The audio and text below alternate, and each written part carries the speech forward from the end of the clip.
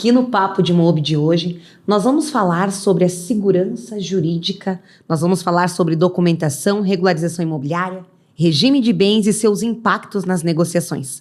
Vamos falar sobre golpes imobiliários, aspectos notariais e registrais, e eu estou com uma advogada maravilhosa, uma grande amiga, especialista em direito notarial e registral. Kátia Dosso se apresenta para os corretores.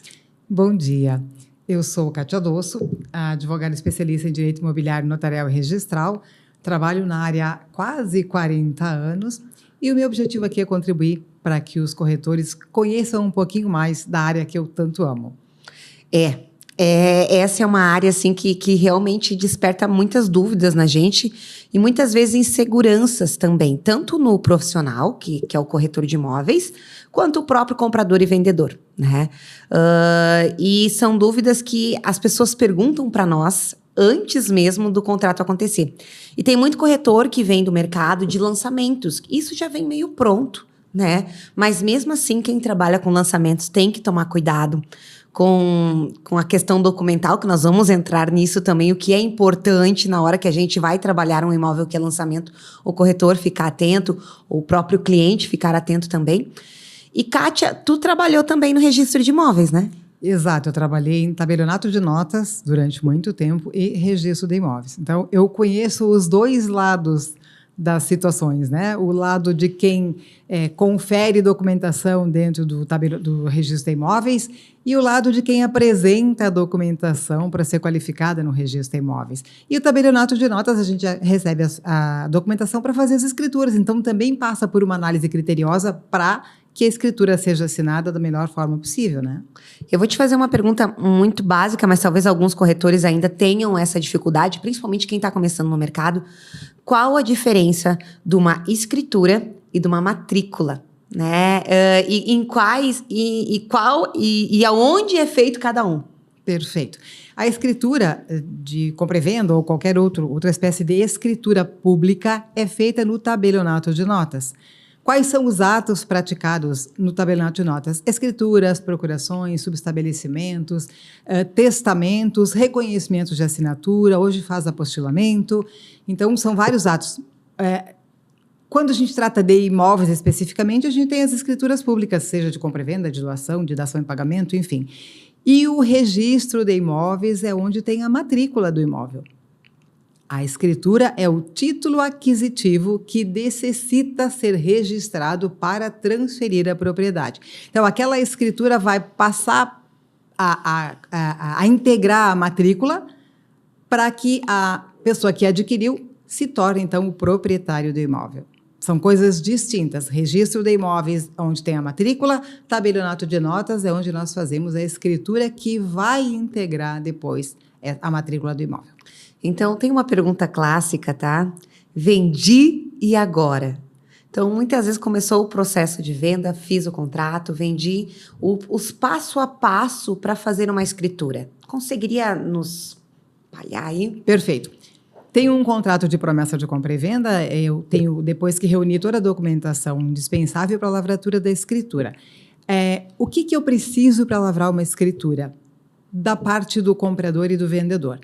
Vendedor, se é pessoa física, documentos pessoais, CPF, identidade, certidão de casamento, se for casado, ou separado ou divorciado, né? Certidão de nascimento, se for solteiro. E importante, se for solteiro, separado, divorciado ou viúvo, que apresente uma escritura declaratória de união estável, caso exista, ou que declare ou não se exista união estável. Isso é uma declaração obrigatória das escrituras quando o estado civil é diferente do casado. Documentos do vendedor, basicamente isso. Se for casado, obviamente, do seu cônjuge também, CPF e identidade. Do comprador, os mesmos documentos se for pessoa física, né?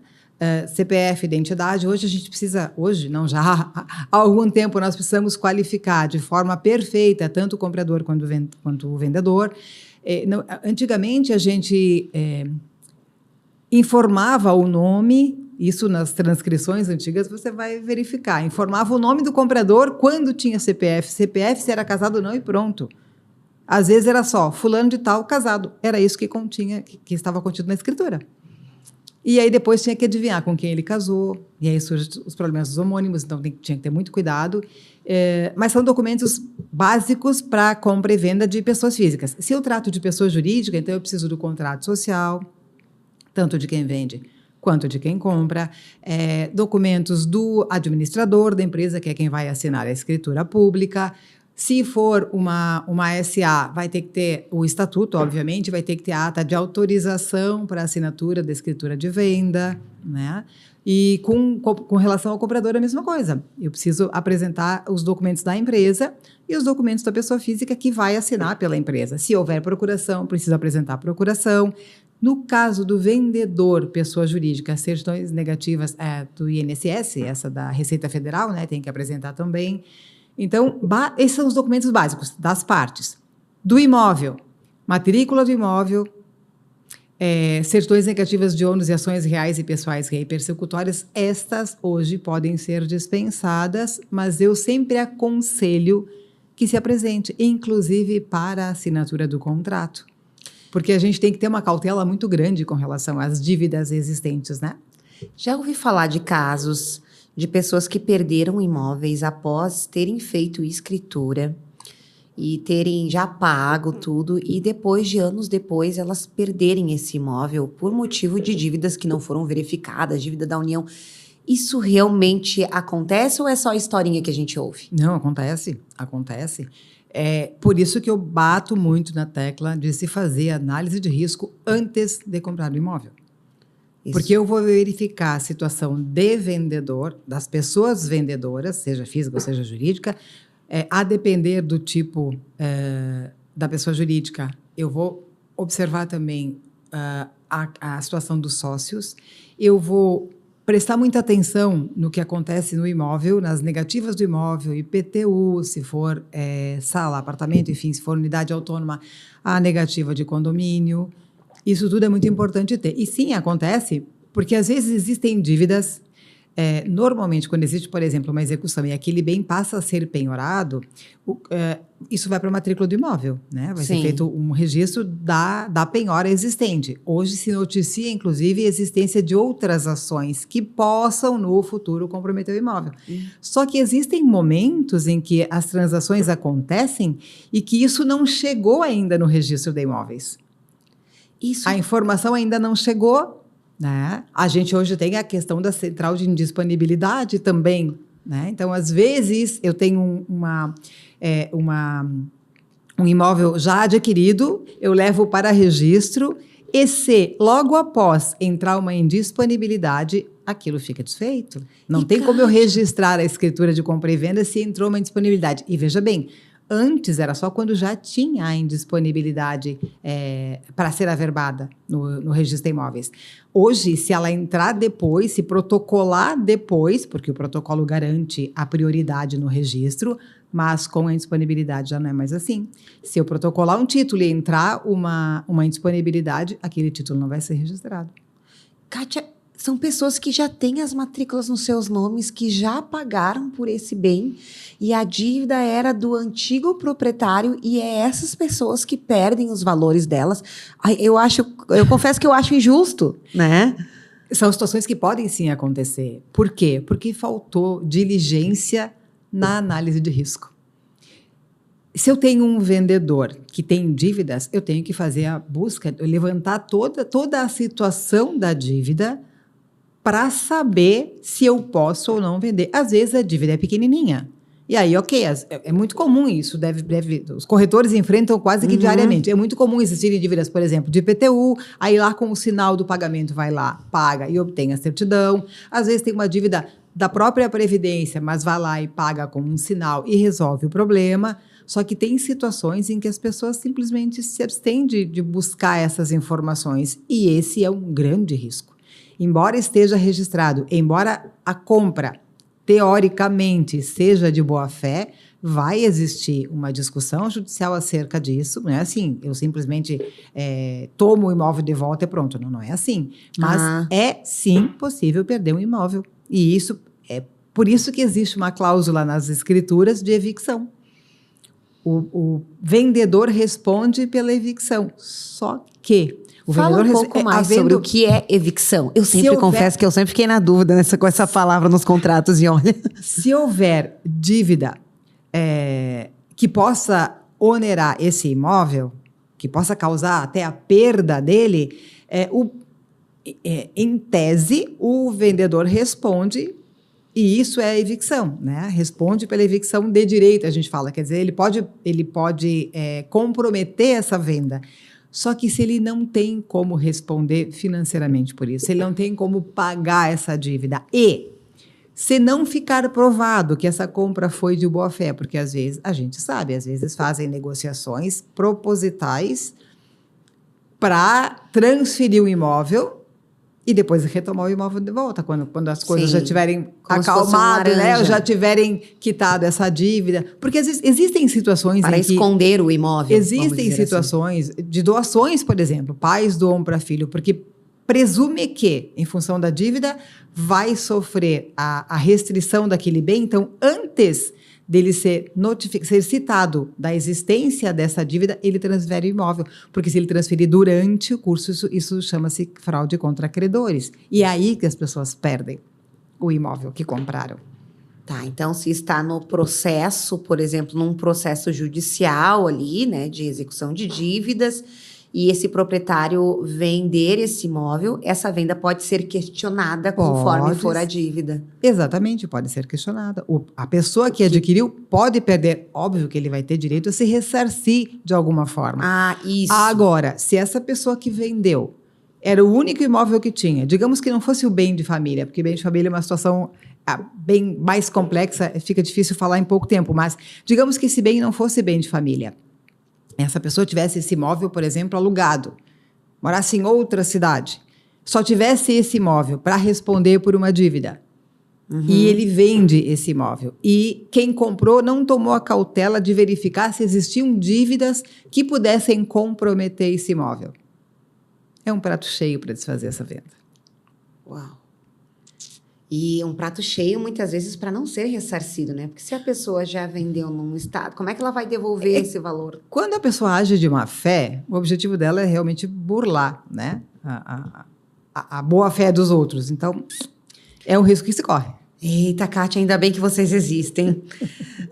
A questão também que eu queria trazer para a segurança nossa de corretores, de que maneira a gente pode antecipar esses riscos. Porque muitos riscos são vistos na hora da negociação, mas algumas coisas a gente pode antecipar fazendo uma boa leitura de uma matrícula. O que é importante para a segurança, para decidir colocar um imóvel à venda? Não estou lá fazendo um agenciamento, começando uma relação com esse proprietário, que não sei se ele tem dívida, se ele não tem dívida, a situação, eu só sei que chegou uma matrícula na minha mão, eu preciso fazer essa leitura e identificar a situação do imóvel para colocar ele para venda no mercado. A gente tem um treinamento, que vai ser inclusive ministrado na UX, que eu vou ficar muito feliz com a sua visita, que a gente fala que a venda começa no agenciamento, né? Agenciando para vender. Eu começo o processo de venda no momento que eu vou agenciar um imóvel. Então, se o processo começa lá, todo esse questionamento e essa verificação da matrícula começa lá. Então, corretor, assim, quando o dono da imobiliária, quando a sua imobiliária diz que não agencia imóvel, porque é muito comum essa prática da pessoa, o corretor trazer as fotos, mas ele não me passou a matrícula. Primeiro, matrícula é um documento público, né? Que às vezes ainda existe alguns proprietários que têm esse medo. Eu não vou dar a minha matrícula para qualquer um. É um documento que a gente pode ir lá com o endereço e solicitar, e é um documento público. E a matrícula mais atualizada possível. Mas eu queria que tu trouxesse para nós o que nós devemos ficar atentos na hora da leitura de uma matrícula como corretores, que estamos ali agenciando esse imóvel, ou algum profissional que está pegando esse imóvel no negócio, enfim. Eu costumo dizer que não basta olhar a matrícula, justamente pelo que nós acabamos de falar. Mas ela é um início. Porque, exatamente, ela é o histórico, ela é a certidão de nascimento do imóvel. Então, ali deve constar tudo o que diz respeito ao imóvel e aos proprietários. Entretanto, nem sempre está tudo ali. Por quê? Porque uma pessoa pode, por exemplo, ter comprado o imóvel e não ter levado ao registro a sua escritura. Tá, daí o proprietário atual não tá ali. E existe um jargão que diz que só é dono quem registra. Tá? Às vezes a pessoa comprou o imóvel, fez a escritura e guardou a escritura em casa. E aí o corretor vai lá agenciar e a pessoa teoricamente, às vezes até pelo tempo em que está lá, teria direito, né, a uso capi esse imóvel e tem o justo título, que é a escritura, mas obviamente só falta registrar. E o corretor não atenta para isso. A pessoa diz que é proprietária e ok, a pessoa às vezes não quer entregar a escritura porque tem medo. Tem pessoas que têm sim essa preocupação de entregar, mas vão vender o meu imóvel sem eu saber. E também precisa ter um pouquinho de tato para explicar. E tu tem um curso voltado para leituras de matrículas, né? Exato. Então, assim, precisa que o corretor também esteja preparado para saber como perguntar, o que perguntar, né? Não quer entregar matrícula? Não precisa insistir demais, obtenha a matrícula pelo portal. Existe o portal dos registradores, que a gente obtém a matrícula em 4 horas no máximo. Só que aí entra a questão, uma relação, né, doutora? Se o proprietário não está querendo entregar a matrícula para o corretor, justamente ele não está confiando na gente. É realmente aí um processo de venda que a gente tem que analisar se vale a pena começar ou não. Por isso que eu disse que só a escritura não basta, só a matrícula não basta. É preciso conversar com a pessoa, é preciso explicar, fazer ela entender que ela precisa confiar. E como é que ela vai confiar? Quando ela vê que o corretor conhece o que está fazendo. Sim. Que não basta eu ir lá, às vezes tem uma placa lá de um imóvel que está à venda e tu te oferece para também agenciar esse imóvel e vender. Será que essa pessoa só confia naquela pessoa que colocou a placa, no profissional que colocou a placa aí? Será que eu posso mostrar que, de repente, eu tenho também conhecimento ou, de repente, mais conhecimento para que ela fique tranquila? Eu bato muito na tecla da educação para a venda de imóveis. O agenciamento é a base de tudo. Porque a partir desse momento eu sei se eu vou vender logo ou se eu não vou conseguir vender logo. Se eu tenho que regularizar alguma edificação, por exemplo, a pessoa adquiriu o terreno, registrou lá a sua escritura, mas não averbou a casa. Construiu uma casa depois e não averbou a casa. Se não averbou a casa, possivelmente não tenha feito projeto. Se não fez projeto, eu tenho que fazer um projeto depois de construído. Então, o passo a passo para a regularização é um pouquinho mais complexo quando eu já tenho uma edificação pronta e eu não tenho projeto, nem aprovação, nem habite, nem coisa nenhuma. Agora, se eu tenho tudo isso, bem, eu junto toda essa documentação e averbo na matrícula a existência da benfeitoria. É demorado? Não, o prazo do protocolo é 20 dias úteis. Então, teoricamente, caso não haja nenhuma nota devolutiva, nenhuma exigência do registro de imóveis, em 20 dias úteis eu tenho essa casa averbada. E aí, ok, segue. Agora, se é um condomínio urbano simples, que não está instituído, por exemplo, tenho 2 ou 3 casas em cima de um mesmo terreno, embora o terreno seja grande e comporte as casas, eu não tenho como vender uma casa e uma fração do terreno sem instituir o condomínio urbano simples. É uma regularização que depende de aprovação da prefeitura também, um passo a passo um pouquinho mais longo e que eu preciso atender para poder vender uma dessas casas, ou 2 dessas casas, ou todas as casas de formas distintas, separadas. Trazendo esse assunto de condução do condomínio urbano simples, né? Essa expressão, isso. Nós tivemos um caso, né, que a casa estava descrita, as 2 casas na matrícula. Só que nós não podemos, no frigir dos ovos da negociação, vamos falar assim, a gente não pôde executar de imediato aquela negociação. É uma negociação que entrou em espera para a gente poder executar o financiamento logo mais adiante. Porque por mais que a casa estivesse, as 2 casas, a casa de trás, né, estivesse descrita na matrícula, diferente da casa da frente, o banco não aceitou. Poderia explicar um pouco mais disso para nós? Porque às vezes o corretor está lá fazendo agenciamento, ele viu, mas está aqui, está escrito. O proprietário também ele está olhando. Mas a minha casa está aqui, está descrita na matrícula, que está aqui, falando da casa da frente, que eu sou proprietário da casa de trás. Por que a minha casa não pode servir como garantia para uma instituição financeira? Porque nessa situação que tu me colocaste, existem 2 casas em um único terreno que tem uma única matrícula.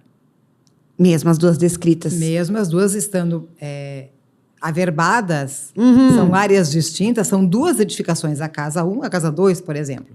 Só que elas estão em cima de um mesmo terreno. Isso. Se eu vou vender ou eu vendo tudo, eu não vendo nada. Mesmo que esteja descrito que são donos diferentes da casa 1 e da casa 2? O que pode acontecer? Mas aí o financiamento não aprova.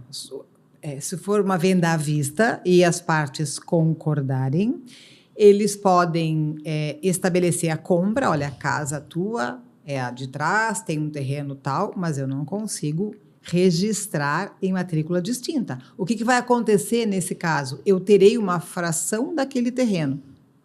Uma fração daquele terreno. Eu também não posso dizer essa casa está dentro da fração, porque eu preciso delimitar isso de forma mais técnica. Digamos que eu tenha um imóvel, nessa tua situação, por exemplo, uma casa moro eu, uma casa moram os meus filhos. Isso. Aí eu quero doar para os meus filhos. Eu vou doar 50% do terreno. Ponto. Eu não posso dizer, nesse 50% tem a casa tal. Não dá. Eu posso doar metade daquilo que eu tenho. Metade daquilo que eu tenho, entenda-se, metade de 2 casas e metade de um terreno. Eu não consigo, sem abrir uma matrícula nova, daquele imóvel especificamente, que contém aquela casa 2, por exemplo, eu não consigo transferir. Abrir uma matrícula nova. Para matrícula nova, eu preciso disso. O que se faz nessas situações? Se faz aprovação no município para instituir esse condomínio urbano simples. Como é que fica isso? Cada um, vão ser 2 terrenos distintos, com a devida casa, né? Descritos de forma técnica através de um profissional da engenharia, a aprovação é feita por ele, e eu, então, instituo o condomínio urbano simples dizendo, eu tenho uma casa em cima de uma fração ideal de terreno. Do todo, eu tenho uma fração, que teoricamente seria 50%, a depender de onde estão colocadas as casas, né? Mas eu tenho, teoricamente, 50% do terreno e uma casa. Então, isso que já está aprovado pelo município para que se faça, vamos, de forma simples, desmembrar esses dois imóveis, cada um vai ter uma fração de terreno e aí eu instituo um condomínio. Essa casa de trás vai ter que ter uma passagem. Isso, né? Mas mesmo tendo esse condomínio, essa fração, ainda assim não pode ser dado em garantia para uma instituição financeira. Só se tiver matrícula própria. Matrícula própria, tá. Se tiver matrícula própria, sim, porque senão eu estou dando tudo. Tá, isso, então... Entende? E é possível também, a depender, obviamente, da situação em si, aí quem vai dizer se pode ou não pode é o município, eu posso também desmembrar. Digamos que eu tivesse um terreno de 30 metros de frente por 50 de fundos. Eu tenho frente suficiente para as 2 casas, o município aprova com 15 metros de frente, aprova. Então, eu posso, desde que cada uma das casas esteja dentro dos seus devidos terrenos, o município aprovando, eu posso realmente desmembrar. E aí, os 2 tendo frente para a rua, não precisa ter direito de passagem, porque os 2 entram, né? Tem acesso pela rua. Quando eu não tenho acesso pela rua, a situação é distinta. Aí eu tenho que instituir o condomínio urbano simples. E o condomínio urbano simples, ele se assemelha a um condomínio convencional. Antes de passar para o próximo tópico, eu gostaria que você falasse mais sobre direito de passagem. Eu já passei por situação que no direito de passagem o morador da frente queria estacionar o carro ali, e aí o morador de trás não queria permitir. O que pode no direito de passagem, o que não pode no direito de passagem? O direito de passagem pode tudo. Se ele está instituído, claro, eu não posso obstruir a passagem de ninguém, mas posso estacionar um carro passar. Ali. Posso estacionar, desde que eu não obstrua a saída do outro. Tá. Isso não é garagem, é direito de passagem. Garagem é outra coisa. Ótimo, bem colocado. Não é garagem. Então, assim, eu posso, teoricamente, deixar o carro ali por um pouquinho para fazer alguma coisa? Ok, mas eu não posso simplesmente largar o carro aí como se fosse uma vaga de garagem. Não, é direito de passagem. É justamente para quem está atrás, que a gente diz que é o terreno encravado, né? Ir e vir. Eu preciso instituir esse direito de passagem, porque às vezes as pessoas compram um imóvel em 2, 3 pessoas e fazem lá suas casinhas e vão passando. E fica uma faixa de terras de forma que todo mundo vá passando por ali. E se não houver, se ninguém reclamar acerca disso, dos moradores de trás, isso se perpetua. Mas o correto é a gente instituir o direito de passagem, porque aí ele está na matrícula do imóvel. Aí não tem o que discutir. Doutora Kátia, eu também queria trazer, que tu trouxesse para nós, Imóveis de alto padrão, Itapema, Balneário Camboriú, Santa Catarina, que é um mercado pujante, em muitos lugares também, mas lá é um mercado que tem muitos imóveis, muitos lançamentos para venda. E quando a gente, como corretor, chega lá, a gente confessa que fica um pouco meio para que lado eu vou.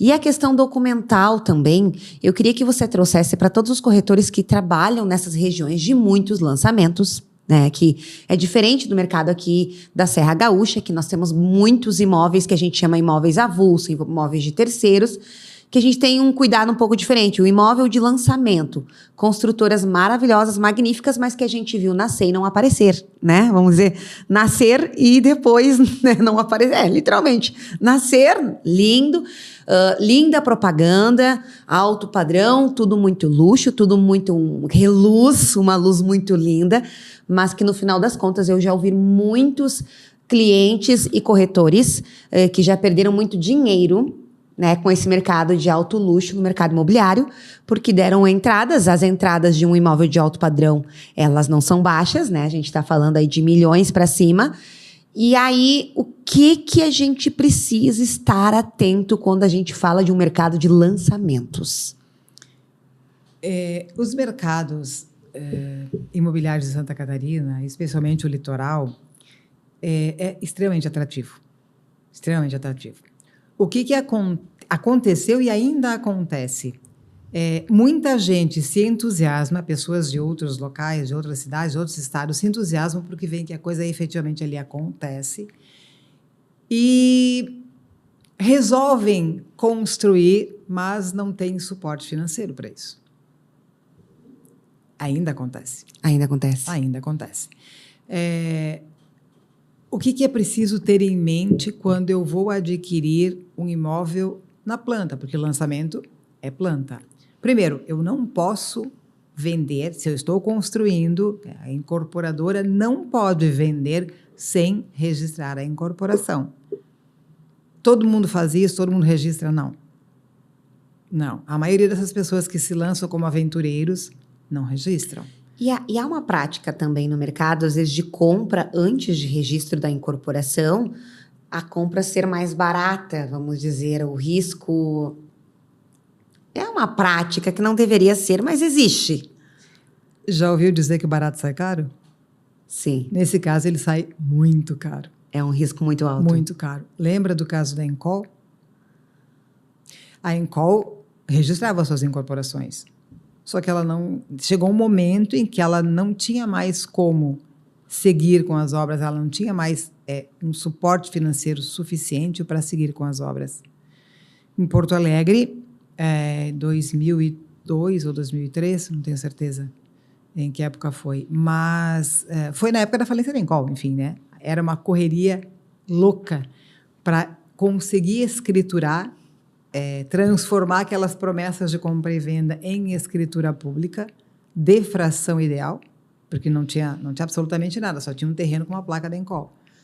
E foram muitos empreendimentos nessa situação. Que a confiança vende. E a Encol tinha uma confiança no mercado. Confiança, só que abusou da confiança.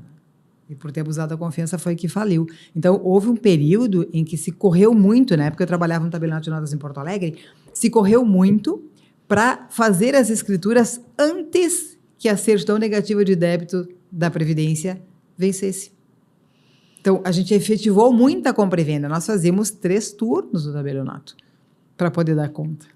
Uau. De fazer as escrituras, porque vencendo a negativa, tinha que aguardar a autorização judicial, que depois acabou acontecendo, mas demorou muito tempo para poder ter a autorização, que vinha um alvará, que autorizava a transmissão, né, a lavratura da escritura e o registro sem a apresentação da certidão. Óbvio que era analisado caso a caso pelo judiciário, não era assim, todo mundo vai fazer, né?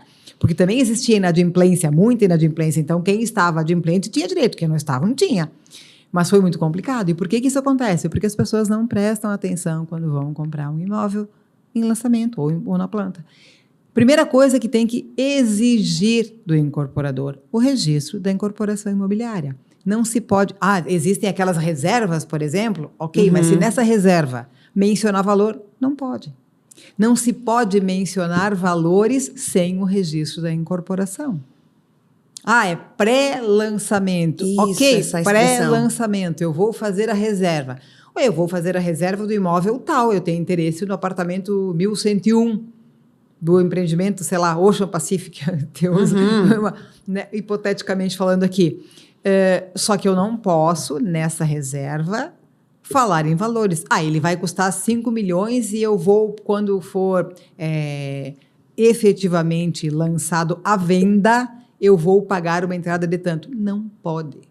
Não pode. Não pode mencionar valor. Se mencionou valor, está tentando vender. É proposta de venda. Proposta de venda não pode acontecer sem registro da incorporação. Tem diferença, então, na reserva e na proposta de venda. Vamos dizer, na teoria. Eu posso... Talvez não seja essa a linguagem que vocês costumem usar, mas eu não posso... Eu posso reservar, eu tenho interesse na cobertura de um determinado prédio. Sim. Quando registrarem a incorporação, eu me comprometo a comprar esse imóvel. Eu vou saber qual é o valor, só não pode estar no documento. Uau.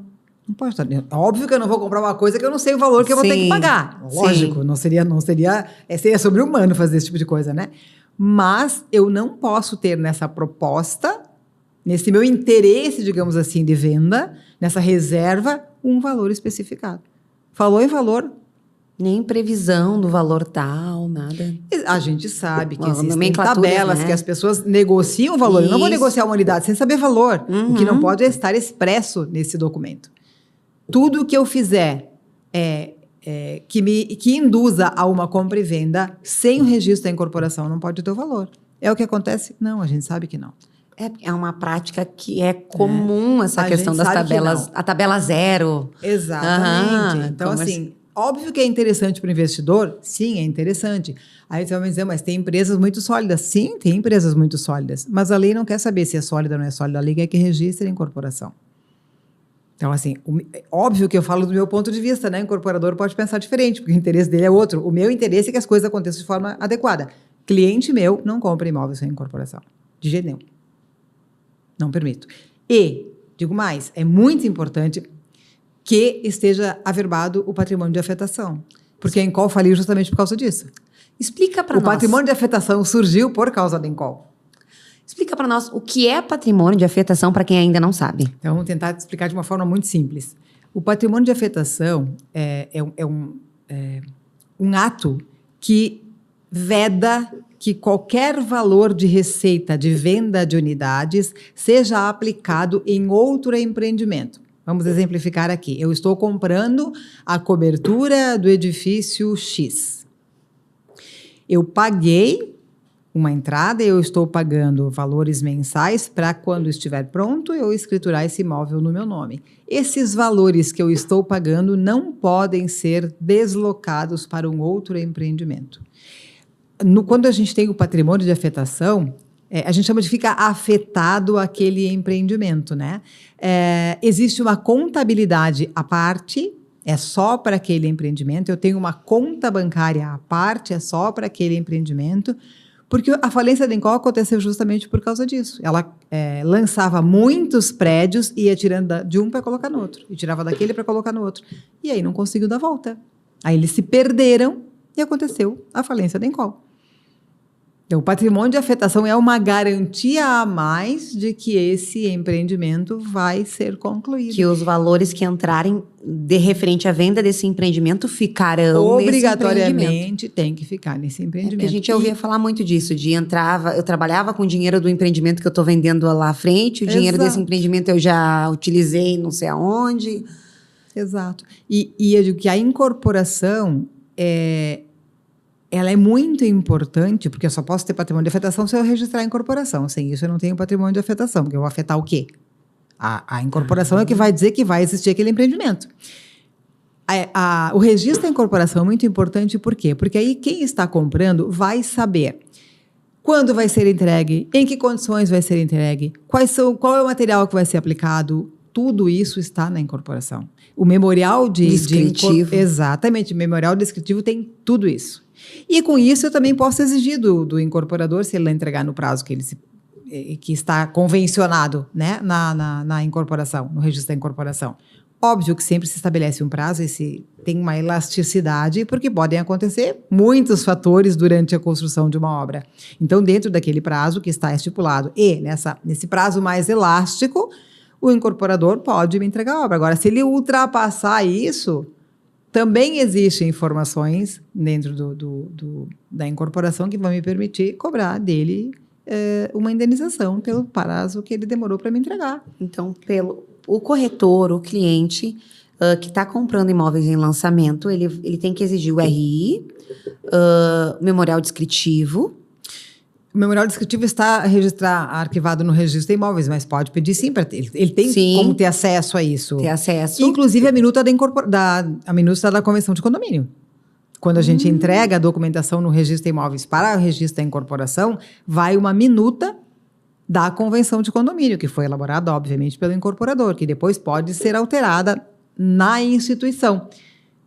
Mas é importante que as pessoas tenham acesso a esse documento. E referente à construtora, o que já está tudo no RI, referente à construtora, ou a gente pede mais o contrato social da construtora? Se eu vou elaborar um contrato de compra e venda, eu sempre tomo a cautela de pedir a documentação da incorporadora. Por quê? Porque no momento do registro, ela apresentou a documentação, óbvio, porque ela tem que fazer a prova de que a pessoa que assinou a documentação é realmente o representante legal da empresa.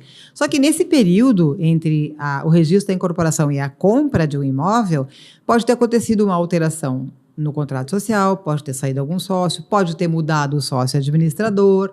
Então, tudo isso eu preciso saber se aconteceu ou não. E nesses casos, doutora, nesses casos que a gente vê assim que a venda é feita pela construtora, a gente está como corretor filiado a essa construtora, está vendendo por essa construtora e os contratos já vêm pronto, né? A construtora já tem um padrão de contrato e muitas vezes como corretora, digo, quando a gente trabalha para uma construtora, e tem muitas construtoras maravilhosas e de confiança, não é das de confiança que nós estamos indagando as perguntas aqui, eu quero que fique bem claro, tá? Com certeza. Mas é justamente para que a gente possa valorizar mais as de confiança, mas uma prática comum é que o contrato já venha pronto da construtora e muitas vezes esses documentos nem passam pela imobiliária, nem passam pelo corretor, nem passam nada. Eu estou te perguntando que documentos, os documentos que a gente tem que ter acesso para passar para o nosso cliente, porque muitas vezes vem o contrato pronto lá. E aí...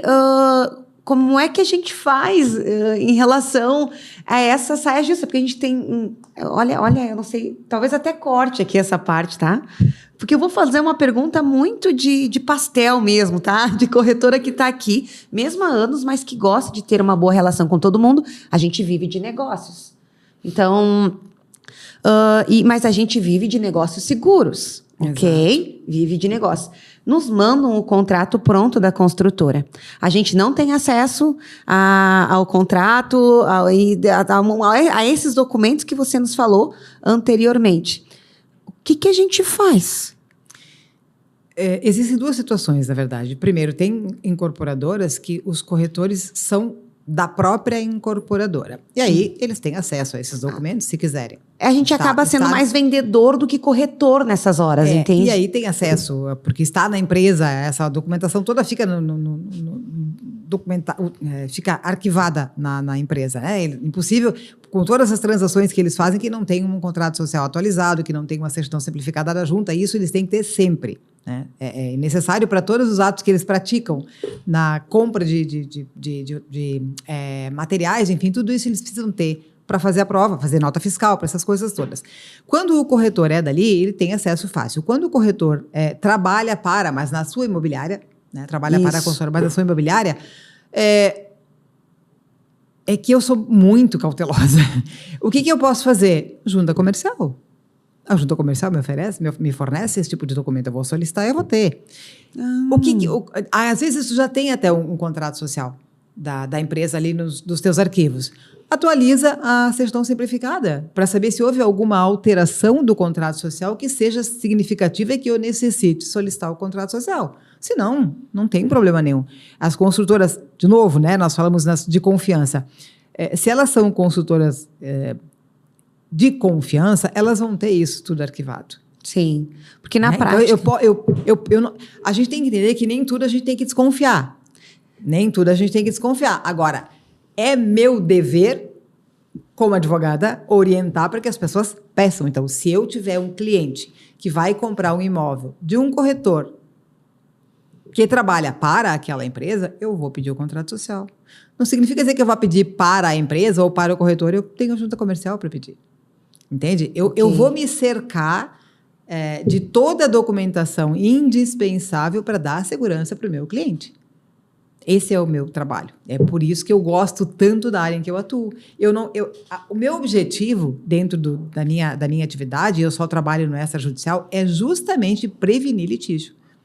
Prevenir que lá no futuro aconteça alguma ação judicial entre o meu cliente e a construtora. Doutora, é muito bom estar lhe ouvindo e é muito bom ter, Kátia, você do nosso lado como corretora também, né? Porque a profissão de corretora de imóveis, o Papo de Mobi, ele nasceu por causa do que a gente vive no mercado. Ela é uma profissão fácil de entrar, mas desafiadora de se manter. E muitas das pessoas, como eu, que entraram na profissão como corretora de imóveis, a gente fez um cursinho raso. E mesmo que tivessem feito um curso de 5, 6 anos, 10 anos, o mercado é cheio de nuances, né? Acontecem muitas coisas. E a gente fica ali, poxa, eu peço, não peço? E a minha relação com a construtora, e a relação com o proprietário, e a relação com o comprador, a segurança do negócio. Eu tenho um negócio, eu respondo como corretor também pela negociação, e estou eu aqui como proprietária de imobiliária que já respondi por negociações. Que no final das contas era acordo, eu fazia por ter sido intermediada por mim, mesmo que fosse um acordo feito entre comprador e vendedor, eu tive que ir lá contratar uma advogada, um advogado e me representar numa situação que estourou anos depois à frente. Né? E que eu não tinha nada que ver, inclusive era uma questão de servidão de passagem, né? Era uma discussão entre as duas partes, mas eu fui questionada se eu tinha avisado ou não. Então, a gente traz essas perguntas, vamos dizer que às vezes a gente não tem coragem de fazer em qualquer lugar, a gente traz para o Papo de Mobi para profissionais de confiança como você, Kátia. Obrigada. Doutora, porque a gente quer um profissional que entenda o nosso lado de corretor, que a gente quer saber o que a gente está pedindo é coerente, não é coerente, o que a gente deve pedir, tudo bem, não é para desconfiar de todo mundo, mas eu estou num ambiente novo. Eu vou trazer uma história rápida aqui, que eu fui para uma cidade, e nessa cidade teve um sinal de negócio de R$500 mil. E foi feito o contrato por uma imobiliária, eu assisti a situação, e era um golpista.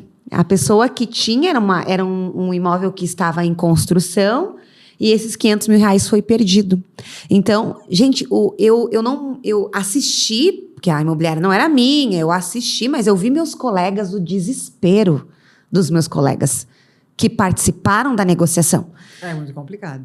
E aí, entre outro caso, era uma negociação que envolvia me esqueci quando usa aquele nome, aquele que a gente tem um documento representando outra pessoa. Procuração? Que envolvia uma procuração.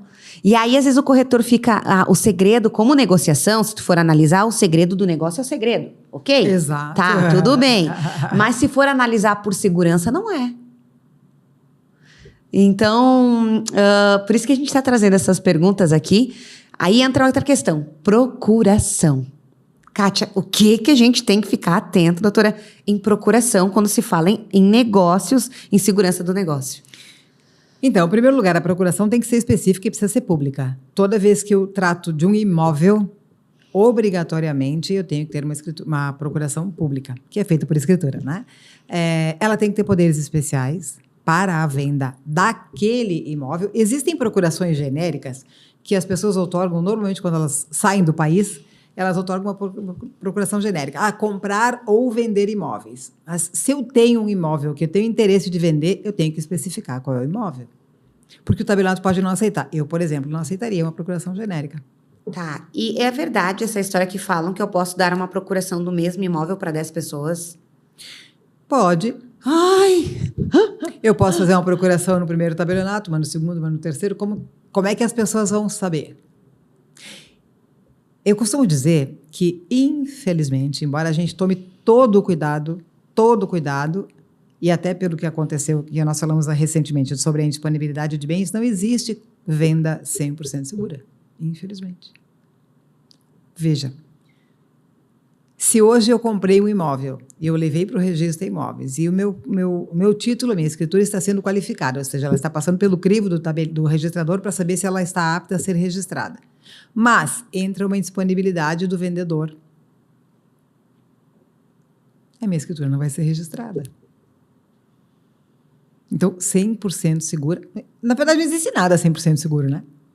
Não é só escritura, não é só venda. Tem um livro que fala sobre riscos, né? Mas a cautela... Os riscos calculados. A gente não tem como saber, nem se a procuração foi revogada, caso quem fez a revogação, ou o tabelionato que fez a revogação, não informar o outro tabelionato.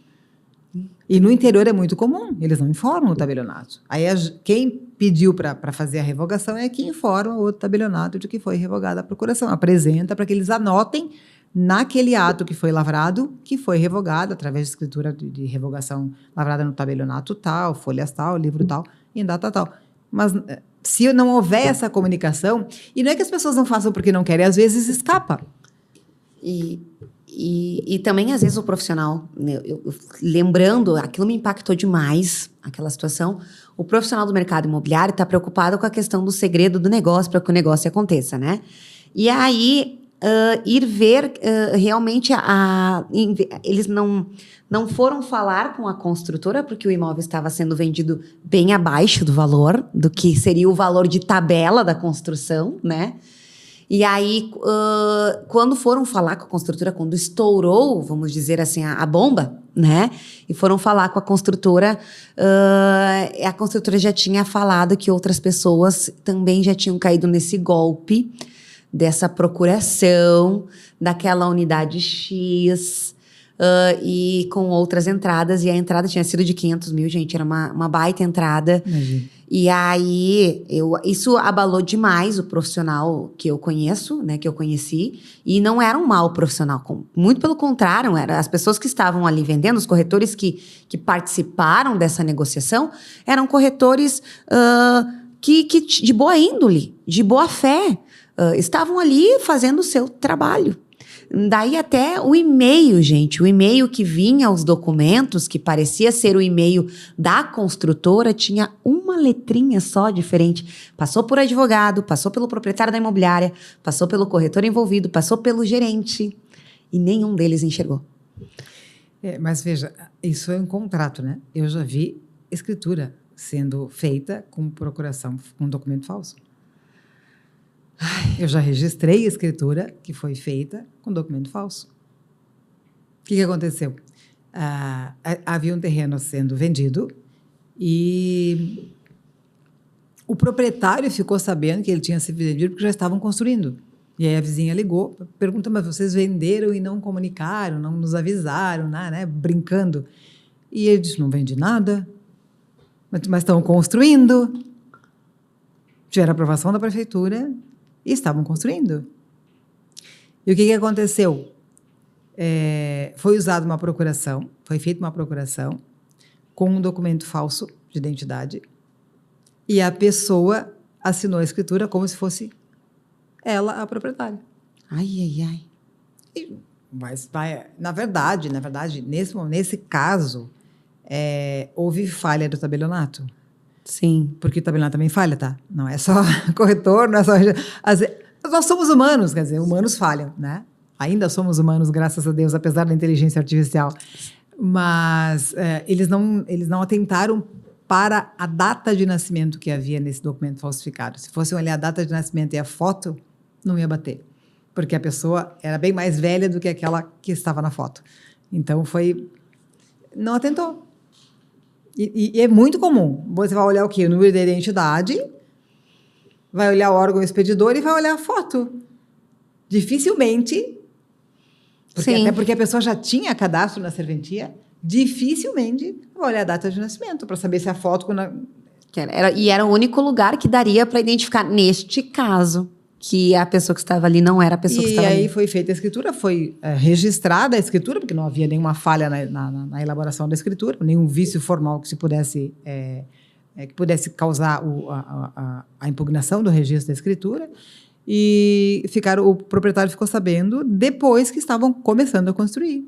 Ou seja, obviamente quem comprou foi lesado, o valor do terreno era R$800 mil, ele pagou tudo no ato da assinatura da escritura e não sei como ficou resolvido, mas a escritura é nula, né? Obviamente que precisa de um processo judicial para isso, não dá para dizer a escritura é nula porque foi falsificado o documento, não tem como, precisa passar, primeiro, perícia do documento, então tem uma série de atos dentro do processo que vão provar que foi uma assinatura com um documento falso, e quem comprou não tem culpa. Né? Porque acreditou que o proprietário era aquela pessoa que estava assinando a escritura. E o valor que foi essa o corretor, pessoa... que foi ele quem fez. Né? Mas passou pelo registro. Pois é. E a pessoa que comprou, esse valor que ela deu, o que acontece? Esse valor que ela deu, acabou-se, né? Porque se encontraram o corretor que fez essa negociação ilegal, não sei, eu não acompanhei o caso, mas foi uma situação que aconteceu. Então, veja, não é só corretor que erra, não é só o tabelionato, não é só o registro, pessoas erram. Por isso que eu digo, tem que ter muito cuidado. E quando há golpe, as pessoas idôneas são induzidas a errarem. A gente não está falando... Porque a gente age como a gente é, né? Isso. A gente não costuma desconfiar, porque a gente é correto, a gente é honesto, a gente acha que as pessoas todas são. Né? É por isso que precisa de advogado para essas coisas. Sim. Eu acho assim, que a participação de um profissional do direito, especialista no direito imobiliário, é fundamental para qualquer imobiliária, para ter a segurança necessária. Né?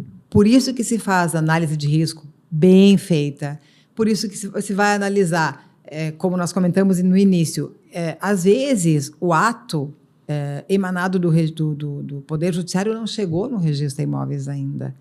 Eu tive situações, quando trabalhei em registro de imóveis, em que a escritura foi registrada e depois entrou uma penhora, que era da época do antigo proprietário. Como que eu vou registrar uma penhora se já foi transferido o imóvel? A gente devolve, porque já está registrado o imóvel. Aí o que vai acontecer? Vai entrar com uma ação de anulação da escritura de compra e venda para registrar a penhora. Então, assim, coisas acontecem entre a promessa de compra e venda e o registro da escritura. Mas são coisas pelas quais nós passamos. E por isso que tem que verificar se não existe nenhuma ação judicial, se já não foi expedido um mandado de penhora, não foi, enfim, alguma oneração que possa vir a ser registrada nesse imóvel, tem que ter muito cuidado. A análise de risco é fundamental nessas situações. E quando se trata de imóvel em construção, sempre com o registro da incorporação. Porque eu tenho mais segurança de que eu vou receber esse imóvel, de que eu vou receber nas condições em que eu realmente comprei, né? São situações que a gente não pode ignorar. Então, gente, a gente está chegando, meu Deus, ao final, né, do Papo de Mobi. E esse Papo de Mobi foi um Papo de Mobi que a gente fez questão de trazer os problemas que podem acontecer. E quando se fala de calcular os riscos, né, de analisar os riscos de uma negociação, não tem como não passar por esses assuntos que a gente passou. A doutora Kátia vai passar pelo Papo de Mobi aqui mais outras vezes também, trazendo outras soluções, outros assuntos, esclarecendo também para que a gente não caia nessas situações. E quando a gente tem o conhecimento, a desconfiança, ela faz parte do processo, porque nós, profissionais do mercado imobiliário, temos sim que desconfiar, porque a gente está representando o nosso cliente que está comprando e o cliente que está vendendo também, né? Mas principalmente aquele que está comprando e às vezes é tudo o que tem. A gente nem entrou no assunto de aquisição e construção, que a gente já viu casos de ter sido vendido pelo banco e a construtora não entregar também, está no processo, principalmente nessas unidades únicas também. E a gente, como orientar o corretor a lidar com essa situação também, a gente vai trazendo um próximo Papo de Mobi com a Kátia aqui também. E Kátia, tem mais alguma consideração final que você queira falar aqui no Papo de Mobi com a gente? Eu sempre bato muito na tecla da análise de risco, né? Então, eu gosto de reforçar, e é isso que eu quero reforçar agora. Vai fazer um agenciamento, faz pergunta para o proprietário. Porque, às vezes, aquilo que a gente comentou, pode que ele tenha a escritura lá guardadinha, ele vai pegar a matrícula, não está no nome dele, porque ele não registrou. Então, pergunta, questiona. te faz entender, faça com que ele te entenda, com que ele confie em ti. E para isso é preciso conhecimento. Então, a par dessa questão da análise de risco, é preciso conhecer. Não basta vender. Porque eu sempre digo que é muito mais fácil vender para a mesma pessoa, para quem já vendeu uma vez, se ela confia em ti, porque ela vai te indicar, porque se ela for vender o imóvel dela, ela vai te procurar, e ela vai comprar outro, e ela vai te procurar, do que ter que ficar procurando novos clientes. E como é que a gente consegue isso? Conhecimento. Conhecimento levando a boa orientação que leva a confiança. Exatamente. Que é a primícia de um corretor imobiliário, de um profissional do mercado imobiliário, é a confiança. Exatamente. Até porque negociar, hoje comprador e vendedor pode fazer a negociação sem nós. Exato. Eu já fiz contrato de situações em que as pessoas eram conhecidas, enfim, eu quero vender meu apartamento, a pessoa, eram vizinhos inclusive, né? Eu quero comprar e ok, enfim, a gente fez uma negociação, fez um contrato bem amarrado, porque existiam situações um tanto complexas nessa situação. Outra coisa que é preciso prestar muita atenção, existem situações em que não é uma compra e venda, é uma permuta. Isso. E por que não passar pela intermediação de um corretor de imóveis? Importante. Existem compras de imóveis que têm como parte do pagamento um outro imóvel, um veículo, alguma coisa assim. Até obra de arte eu já vi. Então, isso é uma compra e venda com parte do preço com dação em pagamento. Então, tudo isso... É por isso que eu digo conhecer. É preciso conhecer. É preciso estar... dentro do processo todo, mas ter o conhecimento necessário para orientar a parte. Kátia, como é que a gente te encontra no teu Instagram? Então, meu Instagram é @KatiaDosso_oficial. Lá eu divulgo conteúdos que eu entendo sejam relevantes, tanto para corretores de imóveis como para advogados que pretendem atuar na área extrajudicial. E é um prazer compartilhar esse conhecimento. Eu acho que a gente precisa compartilhar conhecimento, guardar não vale a pena. E você que acompanhou aqui o Papo de Mob, se você tiver mais perguntas para a doutora Kátia também, por favor, escreva aqui embaixo, curta nosso vídeo. Você que está no Spotify nos acompanhando também, no YouTube, entre em contato no próprio Instagram da doutora Kátia também, ou aqui no Papo de Mob, que a gente vai amar elaborar um próximo episódio do Papo de Mob com as suas perguntas. Porque aqui a gente está realmente para trazer instrução e elevar a régua de conhecimento da classe. Vejo vocês então no nosso próximo Papo de Mob!